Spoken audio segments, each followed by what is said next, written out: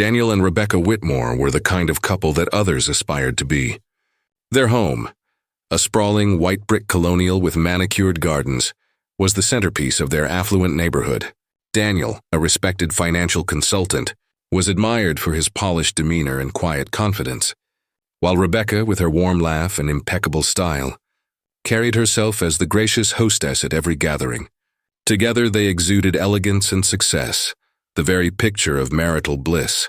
At dinner parties, Daniel charmed the room with witty anecdotes from his travels and sharp insights about the economy. Rebecca, always attentive, laughed at the right moments, offering guests refills and making everyone feel seen. Neighbors? The nights grew heavier in the Whitmore household, thick with silence broken only by the faint hum of the refrigerator and the occasional creak of old wood. Rebecca had always been a light sleeper, but lately something else kept her awake. Daniel's voice, hushed and measured, carried from his office downstairs. The words were too muffled to make sense of, but the tone, low, urgent, careful, spoke louder than the content. One night, unable to contain her unease, Rebecca crept to the top of the staircase. She could see the sliver of golden light beneath the office door, hear the rise and fall of her husband's voice. "No, it has to be done this way," he whispered, his pacing footsteps echoing faintly against the hardwood.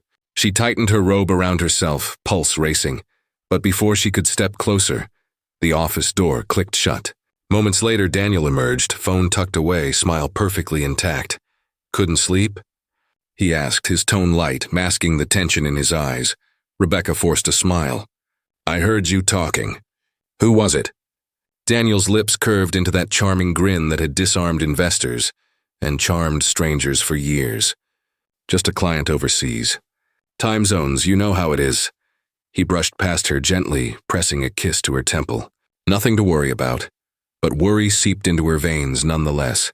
That night she lay awake, staring at the ceiling, replaying the guarded tone in his voice.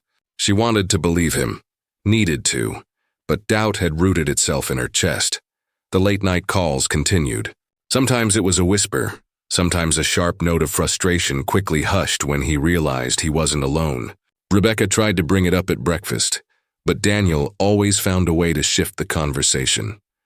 He'd compliment her cooking, ask about her plans, or lean across the table with that knowing look that reminded her why she'd fallen in love with him in the first place. Yet the warmth felt hollow now, like the smile of a man hiding a shadow.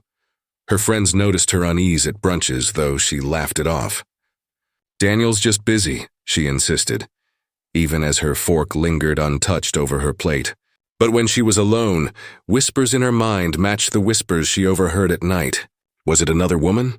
A financial secret? Or something darker still? One evening she reached for his phone while he showered, only to find it locked with a new passcode.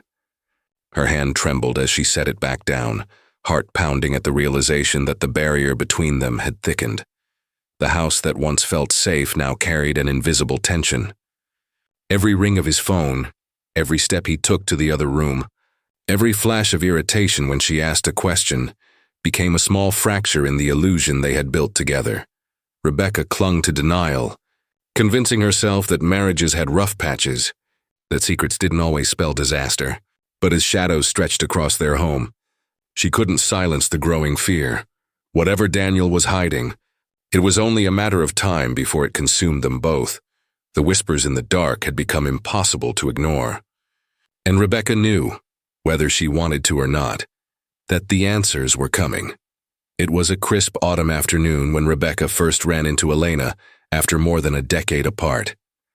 The small cafe smelled of roasted beans and cinnamon, and Rebecca had ducked inside to escape the cold. She hadn't expected to see the familiar face by the window, warm brown eyes, a soft smile, and the unmistakable presence of her childhood friend.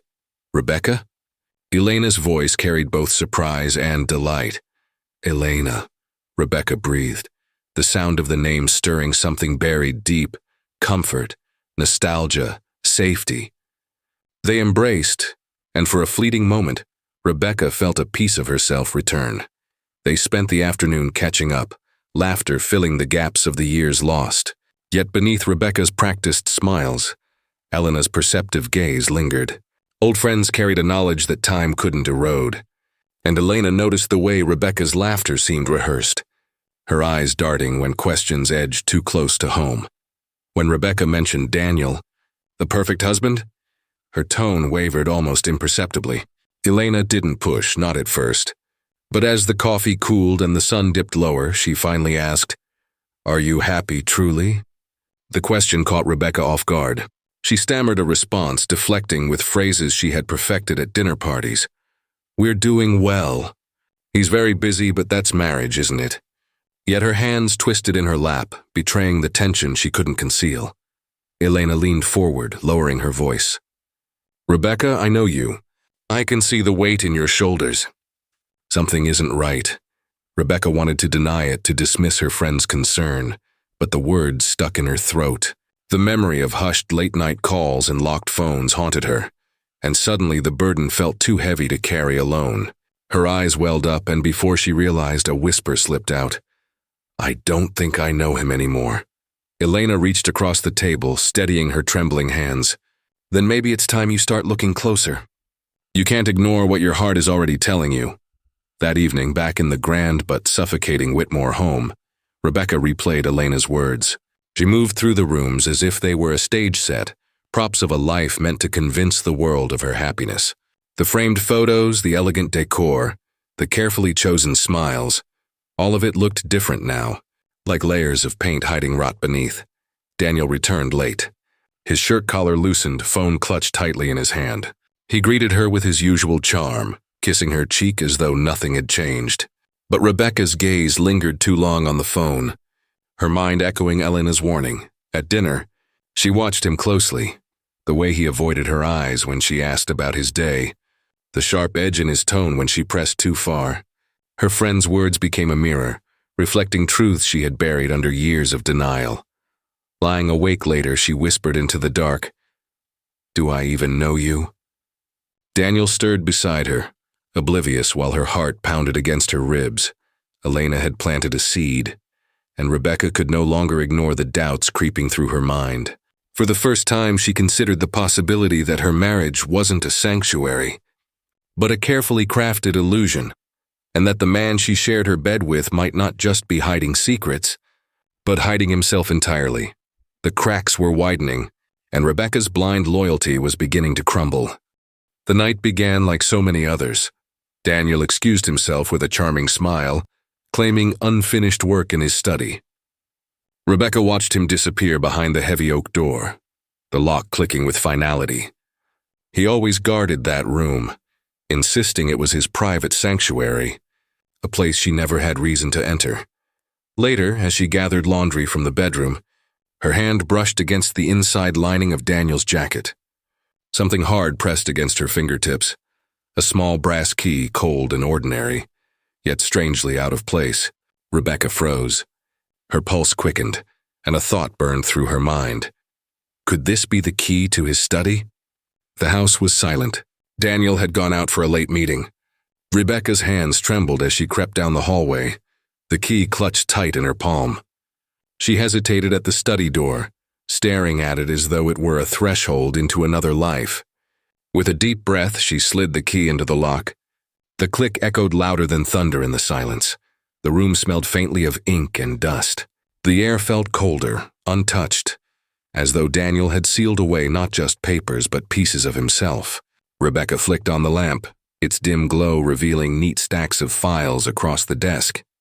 At first glance, they seemed like ordinary business documents, but as she leafed through them, unease spread like poison. Receipts for cash withdrawals that far exceeded their lifestyle. Letters addressed to names she didn't recognize. Photographs, grainy, shadowed, of people she had never seen, their faces marked with circles and notes scribbled in Daniel's precise handwriting.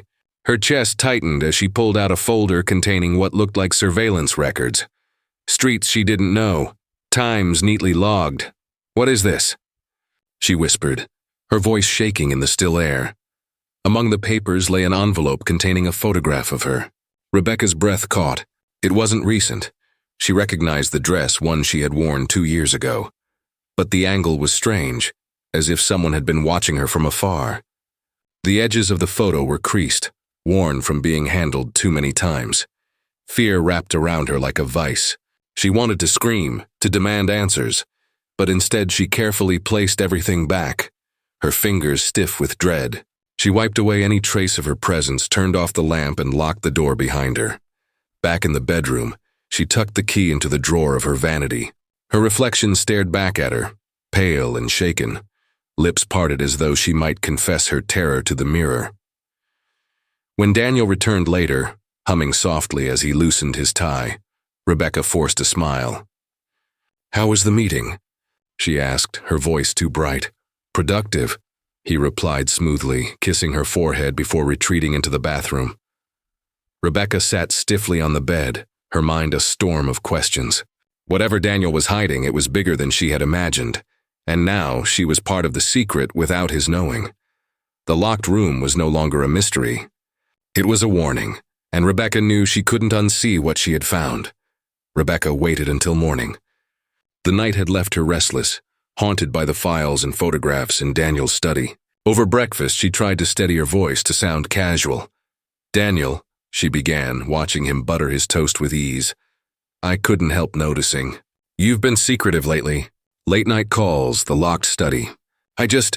He set the knife down with deliberate calm, his eyes narrowing ever so slightly. "Are you spying on me, Rebecca?" The accusation stunned her. "No, of course not. You just what?" His tone sharpened, the warmth draining from his words.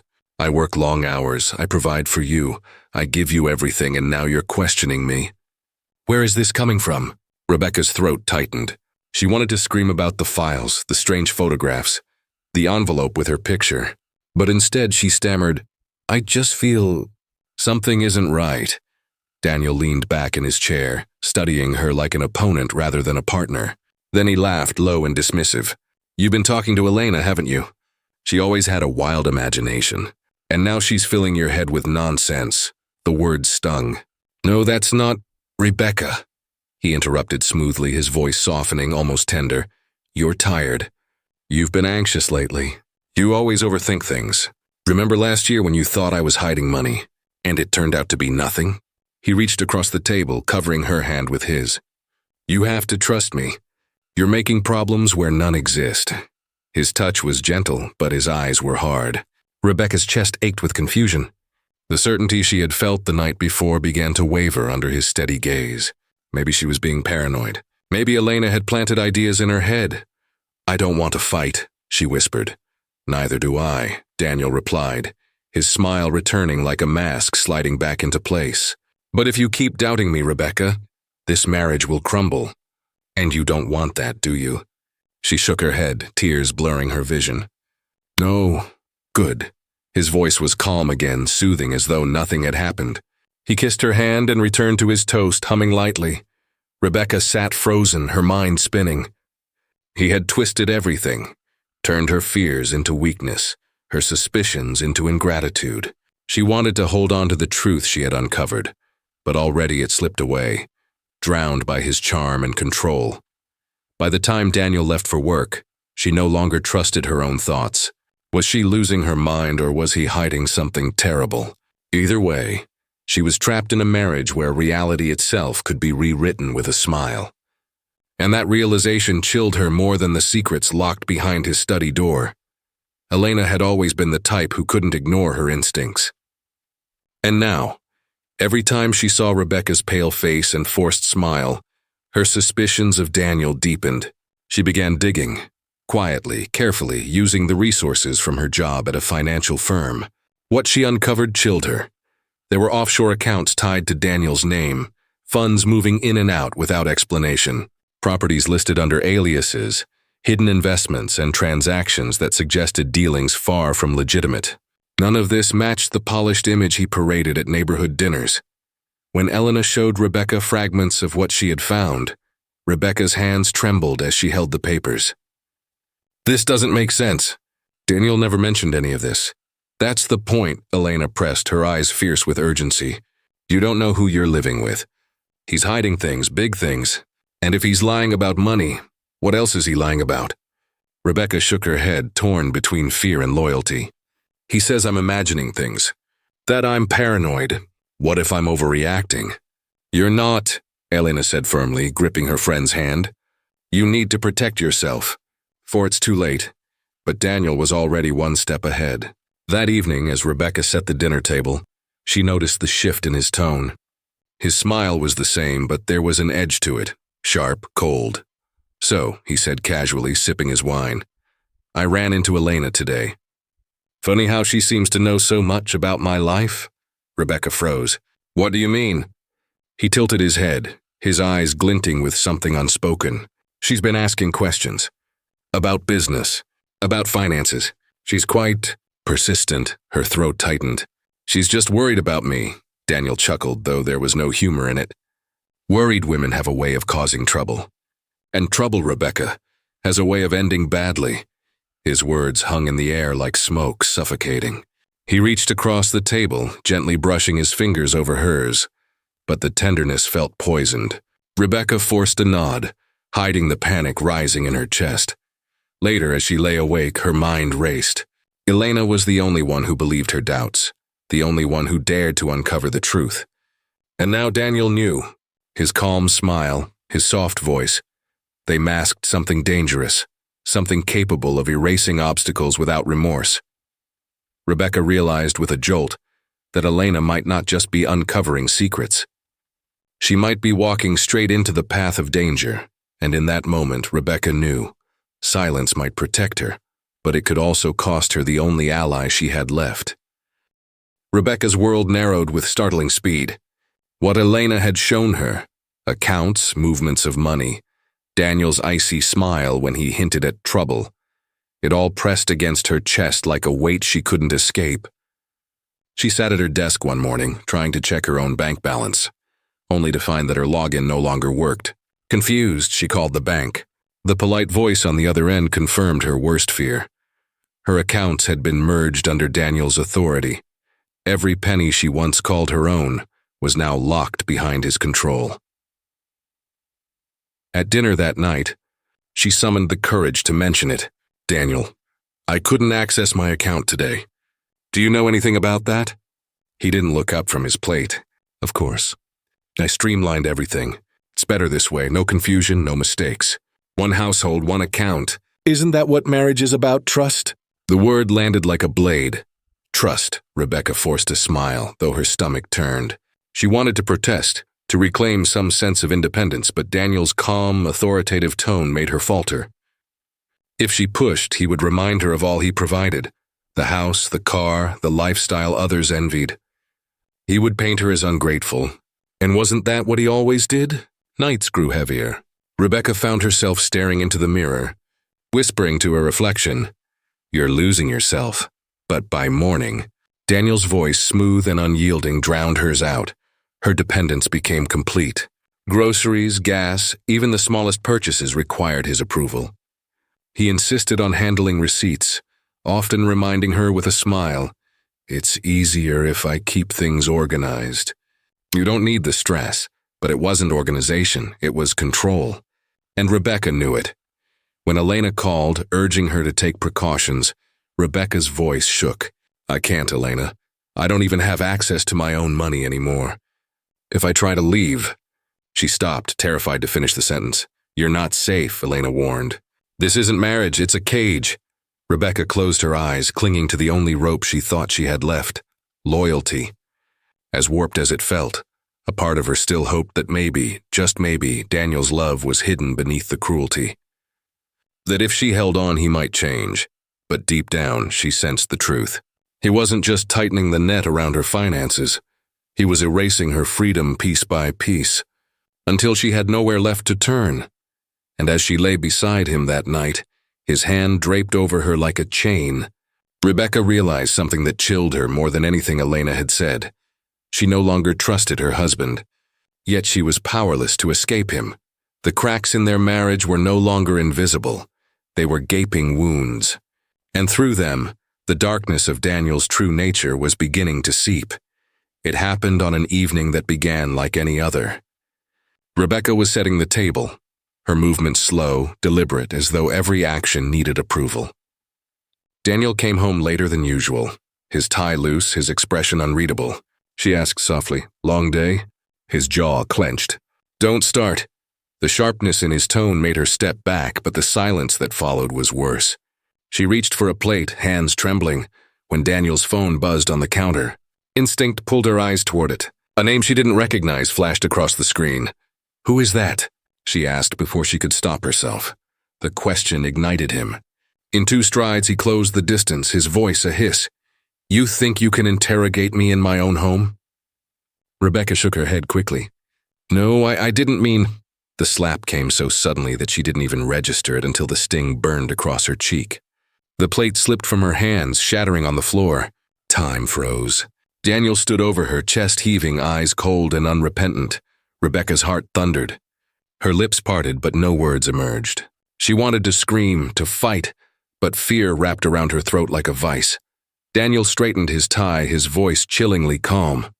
"You push me, Rebecca. You always push me." She didn't answer. She couldn't. Her cheek throbbed, but the pain was nothing compared to the weight of betrayal pressing into her chest. Later that night, she sat in the bathroom with the door locked, tracing the faint red mark on her face in the mirror. She pressed makeup over it, layer after layer, until it disappeared. Hiding it wasn't just about shielding Daniel. It was about protecting herself from the truth. If no one knew, maybe it hadn't really happened. When Elena called the next morning, Rebecca forced cheer into her voice. "I'm fine. Just tired," but her eyes betrayed her in the mirror. She wasn't fine. She was broken, confused, terrified. This was no longer manipulation, no longer whispers and financial control. The darkness had spilled into flesh and bone. Daniel had crossed a line, and though Rebecca tried to bury it under silence and shame, she knew deep down that the violence would not end here.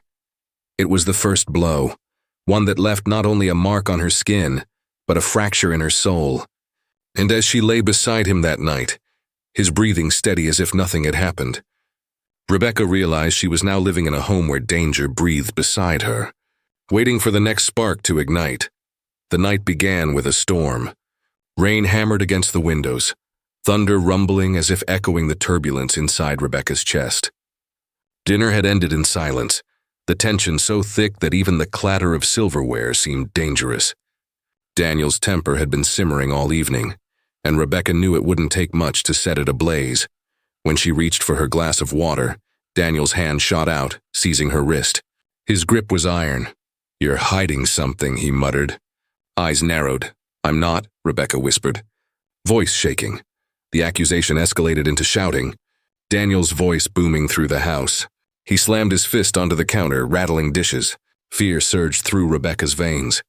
She tried to pull free, stumbling back, her hand brushing a knife left from chopping vegetables. "Don't you dare walk away from me," he roared, stepping forward. Rebecca turned, and in that instant chaos erupted. His lunge met her desperate shove, and the knife slipped, grazing his arm. Daniel's howl filled the room as crimson spread down his sleeve, dripping onto the tiled floor. Blood. Rebecca froze, the sight paralyzing her. The kitchen was suddenly a battlefield. Storm outside, storm inside. Daniel cursed, clutching his arm, glaring at her with venom.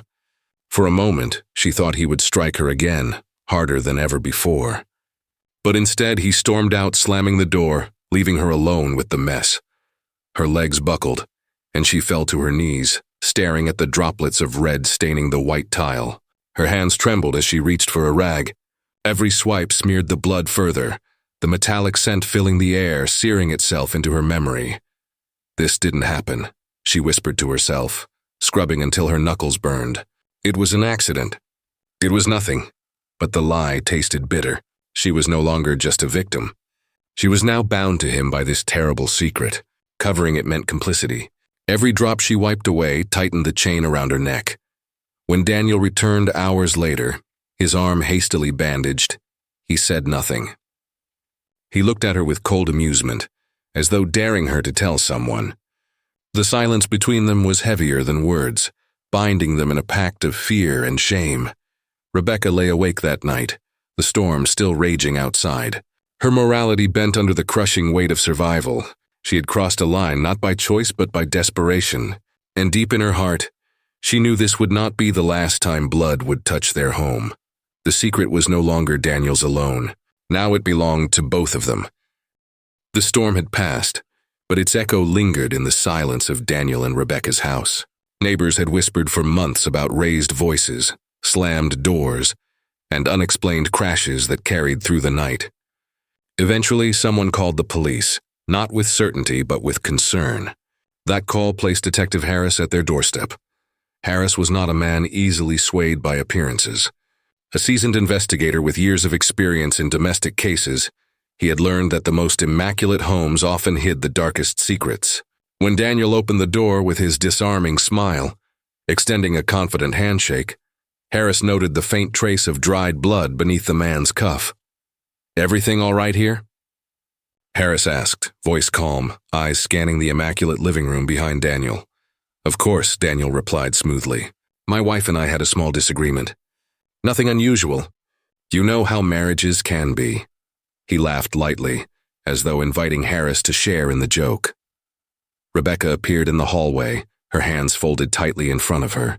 Her smile was brittle, her eyes avoiding Harris's gaze. To anyone else, she might have seemed the perfect wife standing beside her husband. But Harris caught the tremor in her fingers, the hesitation in her step. "Ma'am," Harris said gently, "are you sure everything is fine?" Rebecca opened her mouth, but Daniel's hand settled on her shoulder. The gesture seemed tender, but the subtle pressure was unmistakable. She faltered, then nodded. "Yes, everything's fine." The words were rehearsed, Harris thought. They didn't belong to her. They belonged to the man standing beside her. As Harris walked through the house, Daniel kept up the chatter, painting himself as a devoted husband and successful businessman. He offered coffee, cracked jokes, even complimented Harris's tie.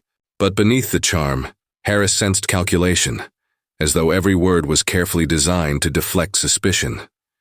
Meanwhile, Rebecca trailed behind, her silence louder than Daniel's performance. Harris noticed the faint bruise near her wrist, half hidden by her sleeve. His questions lingered longer on her than on Daniel.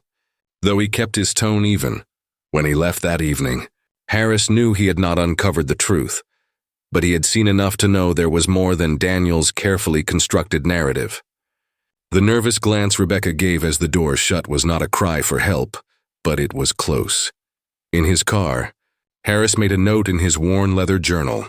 The wife's eyes tell a story the husband won't allow her to speak. Keep watching. Inside the house, Daniel poured himself a drink, smirking at Rebecca.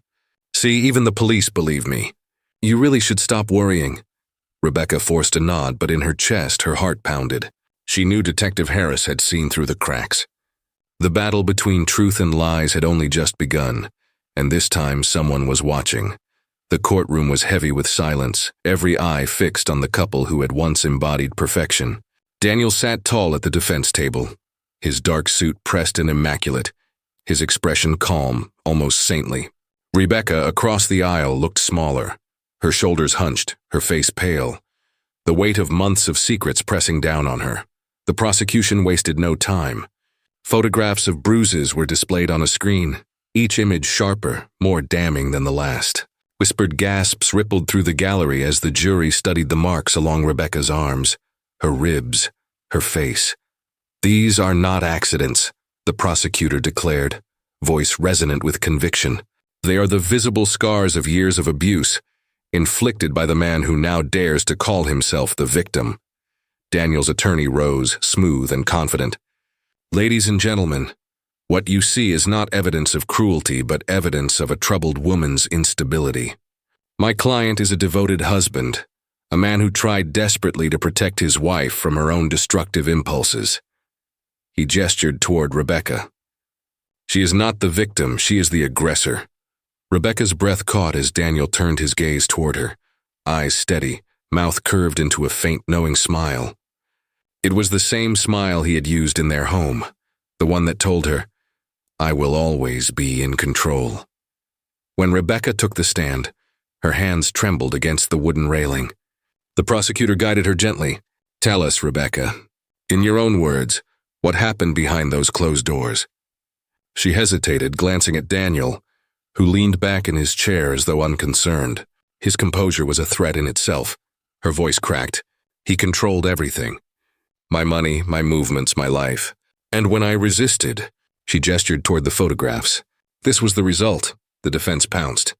So, you admit you resisted your husband? That you argued?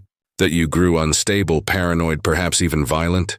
Rebecca's silence stretched, the courtroom tightening around her. Every truth she spoke seemed to morph into another weapon in Daniel's hands. Then came the financial records, hidden accounts, siphoned funds, a trail of deceit that no charming explanation could fully erase. The jury shifted uneasily, their gazes flickering between Daniel's polished exterior and the corruption beneath. Testimonies followed. Elena, Rebecca's childhood friend, recounted her warnings and the fear she had seen in Rebecca's eyes. Detective Harris spoke with measured authority, describing the inconsistencies, the unease, and the bruises he had noticed. Each word was a brick stacked against Daniel, yet his mask never slipped. He wept at strategic moments, dabbing his eyes with a handkerchief, murmuring that all he had ever done was love his wife. By the day's end, the courtroom felt less like a place of justice and more like a battlefield, one where truth and lies clashed violently, where betrayal hung in the air like smoke. The verdict was not yet in, but the cracks in Daniel's facade were spreading, and Rebecca, though battered, was finally beginning to be heard. The courtroom was still as the foreman of the jury rose, verdict slip in hand. Rebecca's pulse thundered in her ears, each second dragging as though time itself resisted the truth about to be spoken. Daniel sat rigid but confident, his jaw clenched, his gaze locked on the jurors as if willing them to bend to his charm one last time. On the charge of aggravated assault, guilty. On the charge of financial fraud, guilty. On the charge of coercive control, the final word hung heavy before the foreman sealed Daniel's fate. Guilty. Gasps broke through the silence. For a brief moment, Daniel's mask slipped, his lips pressed tight, his nostrils flared. But almost instantly, his calm returned. That same cold smile etched back into place. Rebecca felt both liberated and shattered. She had dreamed of hearing those words, yet they did not bring the clean relief she had imagined. The judge's gavel fell, sentencing Daniel to years behind bars. The official declaration echoed through the chamber like a bell marking the end of an era. Yet in Rebecca's chest, the weight remained. Justice had spoken, but justice did not erase the nights of terror, the bruises that had long since healed on the surface but burned eternally beneath her skin. Outside the courthouse, the media swarmed. Cameras flashed, microphones pressed forward. Reporters shouted questions not only about Daniel's crimes, but also about Rebecca's silence. Why didn't you speak sooner? Why did you cover for him? Were you complicit? Their voices cut sharper than Daniel's blows ever had, each question twisting her survival into suspicion. Elena stood nearby, her face a mixture of relief and grief. She had fought to save her friend, but in doing so had uncovered a darkness she would never unsee. The betrayal of Daniel's double life and Rebecca's silence weighed on her, leaving scars of her own. "You're free now," she whispered, though her voice carried the tremor of someone who knew freedom came at a cost. Detective Harris, too, lingered in the aftermath. His instincts had been right, his persistence rewarded, yet even victory tasted bitter. He had seen too many cases like this, where justice arrived late, broken, unable to mend the lives already destroyed. Rebecca's reputation suffered in ways the law could not protect. Friends distanced themselves. Whispers followed her in grocery stores and on quiet streets. She had survived Daniel, but society's judgment now became its own prison. The truth had been spoken, but in exposing Daniel, she had also exposed herself, and still the psychological scars remained, an invisible cage around her mind. Nights were restless, haunted by echoes of Daniel's voice, by the phantom weight of his hand on her arm. Freedom, she realized, was not immediate. It was something she would have to rebuild, piece by fragile piece. As the story closed, the haunting truth lingered. Justice had a price. Daniel's lies, power, and control had been broken in court, but the shadow of his cruelty stretched far beyond the prison walls. Neither verdicts nor sentences could cleanse the past. For Rebecca, Elena, and everyone touched by the case, healing would be a long, uncertain road. Proof that even justice cannot erase scars carved deep into the soul.